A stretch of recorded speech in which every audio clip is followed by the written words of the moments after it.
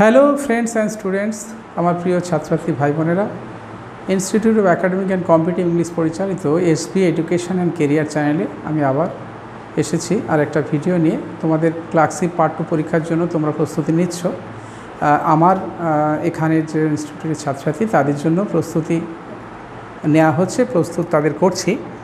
তবু বহু ব্যস্ততার মধ্যে আমি চাইছি যে আমার ইউটিউব চ্যানেলে যে ছাত্রছাত্রী আছে তারা যেন বঞ্চিত না হয়, সেই জন্য আমি ব্যস্ততার মধ্যেও এসে তোমাদেরকে ক্লাস দিই, ক্লাস যাতে তোমরা উপকৃত হও। তো আমি এইভাবে দিয়ে চলেছি। পার্ট 2তে ক্লাস 6 পার্ট 2তে যা যা আসবে সেগুলো দিচ্ছি। তো আজকে আমি একটা বঙ্গানুবাদ নিয়ে এসেছি। বঙ্গানুবাদ নয়, ট্রান্সলেশন, অর্থাৎ B2E নিয়ে, যেটা ইংরেজিতে আসবে। আগে আমি বঙ্গানুবাদ করিয়ে দিয়েছি, প্রেসি করিয়ে দিয়েছি এবং সারাংশ করিয়েছি। এইভাবে আমার দিতে থাকবো যাতে তোমরা এগুলো দেখে কিছুটা উপকৃত হতে পারো। তো এবারে বোর্ডের দিকে যাওয়া যাক। আজকে ট্রান্সলেশনটা এই লেভেলটা করলে তোমরা পিএসসি পরীক্ষা, ক্লার্কশিপ, মিসলেনিয়াস এবং বিশেষ 3টে লেভেলই কভার করতে পারবে। কৃষ্ণনগরের অনতিদূরে কোনো গ্রামে চন্দ্রশেখর নামে এক ব্রাহ্মণ বাস করিতেন। তো ট্রান্সলেশন আমি বলেছি যে ভাবান্তর, এখানে লেখকের যা ভাবটা থাকবে সেটা রূপান্তর করতে হবে। এটা যে আমি লিখে দিচ্ছি সেটাই হবে এমন কোনো ব্যাপার না। আমি একটা স্ট্যান্ডার্ড ওয়ে মেনটেন করে লিখে দিচ্ছি, তোমরা তোমাদের মতো প্র্যাকটিস করে লিখবে, গ্রামাটিক্যালি কারেক্ট যেন হয় এবং তাতে লেখকের ভাবটা যেন পরিষ্কার থাকে, এটা কিন্তু মনে হয় ট্রান্সফার থাকে, তাই ট্রান্সপারেন্ট এবং স্বচ্ছ থাকে। কৃষ্ণনগরের অনন্তদূরে কোনো গ্রামে চন্দ্রশেখর নামে এক ব্রাহ্মণ বাস করিতেন। তাহলে in a certain village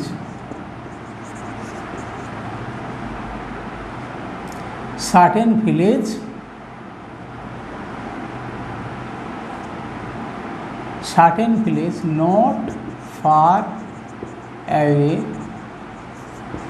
from Krishnanagar,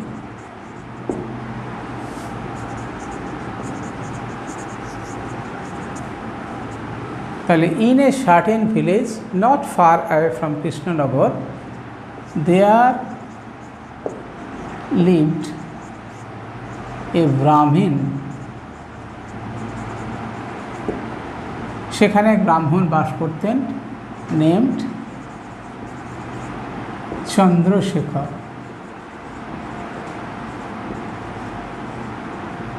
তাহলে কৃষ্ণনগরের অনতিদূরে চন্দ্রশেখর কোনো গ্রামে চন্দ্রশেখর নামে এক ব্রাহ্মণ বাস করতেন। কোনো গ্রামে, সার্টেন ভিলেজ, ঠিক আছে। আর not far way, it modification, village not far way from Krishnanagar, এটাকে বলা হয় মডিফিকেশন। আর lived by named, whose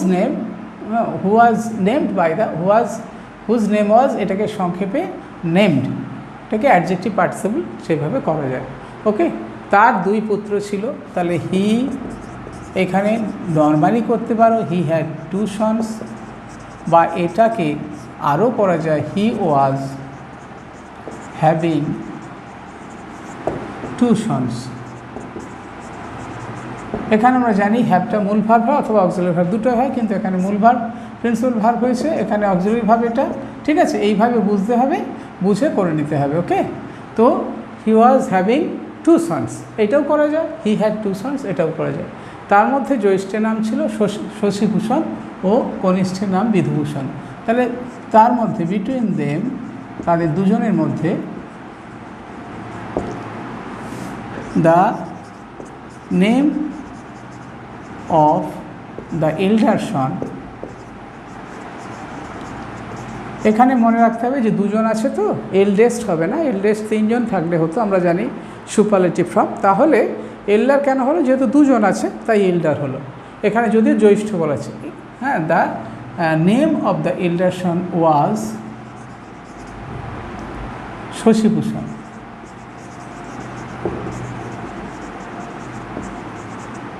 and the younger Bidhubhushan, comma দিয়ে আর লেখার দরকার নেই, ইয়ঙ্গার্স নেম ওয়াজ লেখার দরকার নেই, ইয়ঙ্গার বিধুভূষণ, মানে একবার যেহেতু বলা হয়ে গেছে তারপরে আর বলার দরকার নেই। ওকে, বিধুভূষণ, বিধুভূষণের বয়স যখন 1.5 বছর তখন তার পিতার মৃত্যু হয়। হ্যাঁ, ইন টাইম অফ বিধুভূষণস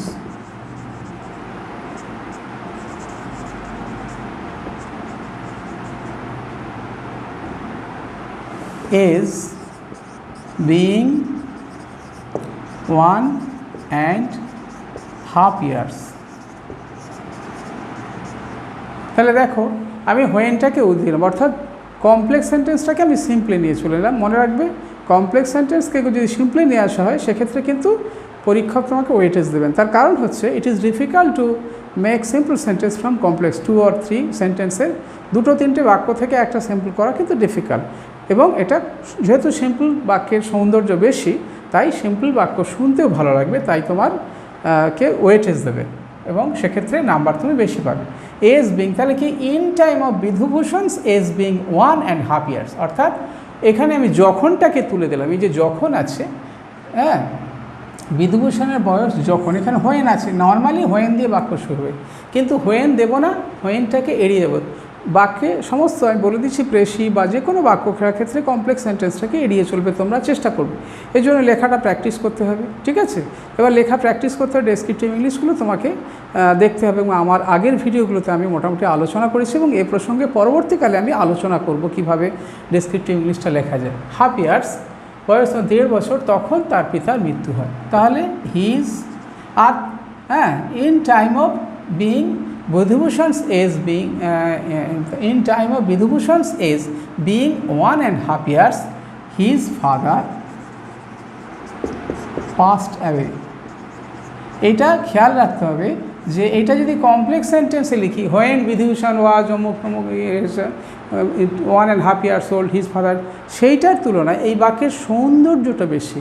অর্থাৎ পরীক্ষক সবসময় বাক্যের সৌন্দর্য দেখে নাম্বার দেবে, অর্থাৎ স্ট্যান্ডার্ডটা তুমি কতখানি লিখছো। মনে রাখতে হবে ইট ইজ কম্পিটিটিভ এক্সাম, এটা কিন্তু স্কুলের পরীক্ষা নয়।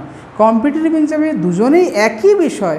এখানে যদি তোমরা 67,000 পরীক্ষায় 60,000 পরীক্ষার্থী দাও, তাহলে 60,000 ধরনের লিখবে, এটা নিঃসন্দেহ। আর বই দেখে লিখলে নাম্বার স্যার বুঝতে পারবেন যে এটা বইয়ের লেখা, কারণ কি তোমার ওই লেখার সঙ্গে অন্য লেখার পার্থক্য হয়ে যাবে। রিপোর্ট যখন লিখবে তার একটা লেখা হবে, তখন এই লেখার সঙ্গে তোমার পার্থক্য হয়ে যাবে। যদি কেউ মনে করে যে মুখস্থ পেয়ে কমন পেয়ে গেছে হয়তো, তাহলে কিন্তু নাম্বার পাবে না, ওকে? তো নাম্বার কম পাবে। তো সেক্ষেত্রে কি তোমাকে নিজস্ব লিখতে হবে, যার ফলে সঠিক গ্রামারটা তোমাকে জানতে হবে। In time of Bidhubhushan as being 1.5 years his father passed away, অর্থাৎ বিধুভূষণের বয়স যখন 1.5 বছর তখন তার বাবার মৃত্যু হয়, এজন্য তিনি তাহার মাতার অত্যন্ত প্রিয়পাত্র ছিলেন। ইটস হোয়াই, এটাও লিখতে পারো এই কারণেই, এজন্য, অথবা লেখা এমনি নর্মালি লিখতে পারো for this reason, for this reason, এই কারণে।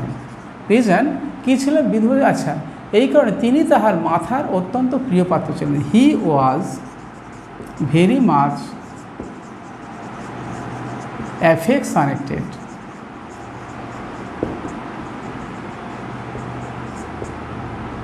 টু হিজ মাদার, অর্থাৎ এই কারণেই তিনি তার পাওয়া মাতার, he was very much affectionated to his mother, okay? তিনি তার অত্যন্ত পাত্র, তাহার জ্যৈষ্ঠ ভ্রাতা তাহার তুলনায় 7-8 বছরের বড় ছিলেন। তাহলে হিজ এল্ডার ব্রাদার, যেহেতু দুজন আছে মনে রাখতে হবে, 3 জন হলে তাহলে এল্ডেস্ট হতো, এর elder brother was senior, senior পরে 2 হয়, সিনিয়র, জুনিয়র, ইনফিরিয়ার, সুপিরিয়র, এগুলোর পরে সবসময় 2 হয়, এটা জানো তোমরা। Senior to him by 7 or 8 years, এটা মনে রাখবে 7 or 8 years লিখতে হবে, তার কারণ 7-8 years, 7-8 বছরের বাংলায় বলা যায় 7, ইংরেজি লিখতে গেলে 7 অথবা 8 বছরের, 7 or 8, 7-8 পরপর পাশাপাশি লেখা যাবে না, এটা কিন্তু খেয়াল করতে হবে। আচ্ছা, বড়, সুতরাং শশীভূষণ যৎকালে বিদ্যাভ্যাস করিতেন, তাহলে শো এখানেও তাই, in time of Shashibhushan, SHIBHUSAN,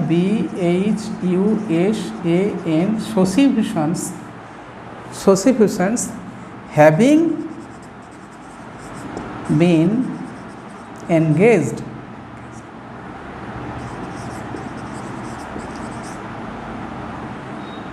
in learning his lessons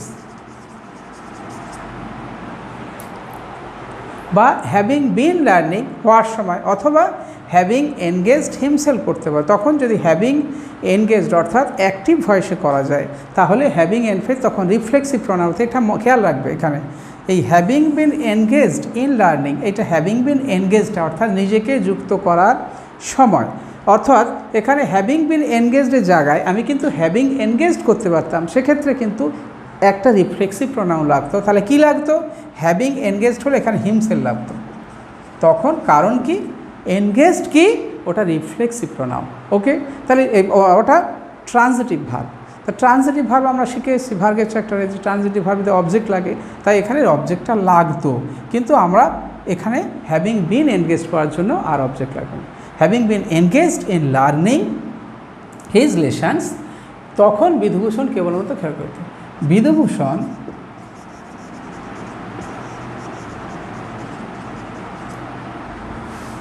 only passed by his time, passed by মানে অলসভাবে সময় কাটানো, by his time only by playing games। তাহলে কি হলো? তাহলে সুতরাং ইন টাইম অফ শশীভূষণ, সেই সময় শশীভূষণের having been engaged in learning অর্থাৎ পড়াশোনার কাজে, লার্নিং হিজ লেসন্স তার পড়াশোনার কাজে যুক্ত হয়ে থাকার সময়, হ্যাভিং বিন হওয়া, been engaged in learning his lessons, Bidhubhushan passed by his time only by playing games, Bidhubhushan কেবলমাত্র খেলাধুলা করে তার সময়টা অতিবাহিত করত। তা এইভাবে একটা ট্রান্সলেশন করতে হবে, পড়ে দিয়ে একবার। In a certain village not far away from Krishnanagar there lived a Brahmin named Chandrashekhar, he had 2 sons অথবা he was having 2 sons, between them the name of the elder son was Shashibhushan and the younger Bidhubhushan. In time of Bidhubhushan's age being 1.5 years, his father passed away. It's why, but for this reason, he was very much affectionated to his mother. His elder brother was senior to him by 7 or 8 years.